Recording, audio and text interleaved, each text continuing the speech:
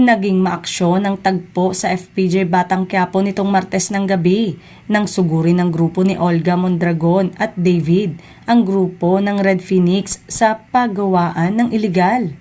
Sa episode ay tuluyan ng nabahiran ng mga kamay ni Santiago, kapatid ng bidang karakter na si Tanggol o si Coco Martin, matapos niyang mabaril si Bullet Renz Fernandez, isa sa tauhan ng mga Mondragon.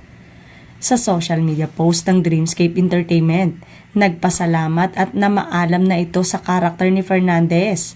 Si Fernandez ay anak ni Lorna Tolentino na parte rin ng Batang Quiapo bilang si Amanda. Nitong Martes ng gabi, nakapagtala ng mataas na rating ang FPJ Batang Quiapo, concurrent viewers o yung sabay-sabay na nanonood sa Kapamilya Online Live.